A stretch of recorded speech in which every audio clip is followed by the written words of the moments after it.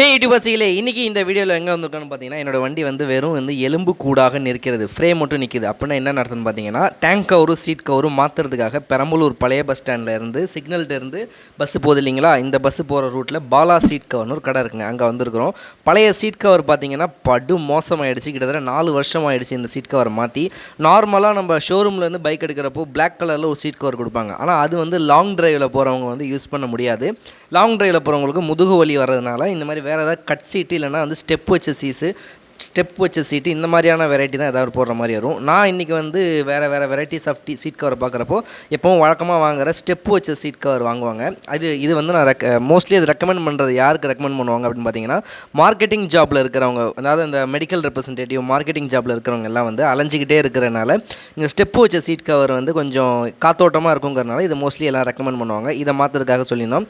இது பார்த்தீங்கன்னா பேசிக்காக வண்டியில் இருக்கிற சீட் கவர். இதுக்கு மேலே தான் நம்ம சீட் கவர் போட போகிறோம். இது நம்ம பழைய சீட் கவர். இது டிஃபால்ட்டாக இதை நம்ம அப்படியே கூட யூஸ் பண்ணிக்கலாம். இது நார்மலாக இருக்குது. இதுக்கு மேலே போகிறது தான் குஷன் வச்ச சீட் கவர் போடுவாங்க. நம்மளோடது ரொம்ப 16 வருஷம் பழைய வண்டிங்கிறதுனால 16 வருஷத்தில் ரொம்ப அடி வாங்கிடுச்சு. ஸோ இதை பிரித்தா ரொம்ப அசிங்கமாகிடும். அப்படிங்கிறதுனால இதை பிரிக்காமல் அதை அப்படியே ஸ்டாப்லர் போட்டு வச்சுட்டு மேலே ஒரே ஒரு கோட்டிங், அதுக்கெலாம் எக்ஸ்ட்ரா சார்ஜஸ் கிடையாதுங்க.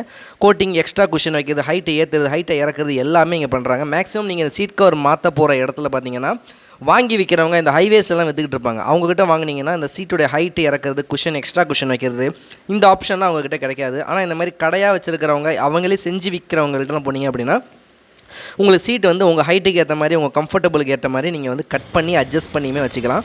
ஸோ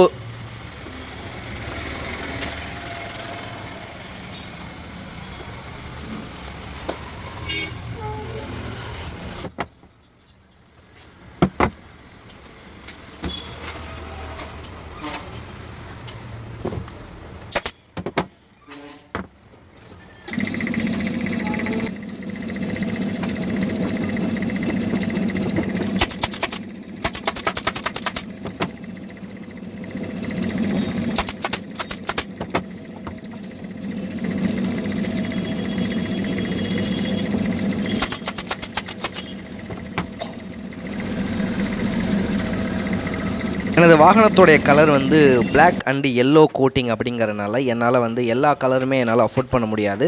ஸோ ஜென்ரலான கலரான இந்த ஆஷ் மற்றும் ஒயிட் மிக்ஸான கலரை சஜஸ்ட் பண்ணியிருந்தாங்க. இதுக்கு முன்னாடி ரெட் கலர் போட்டிருந்தேன்.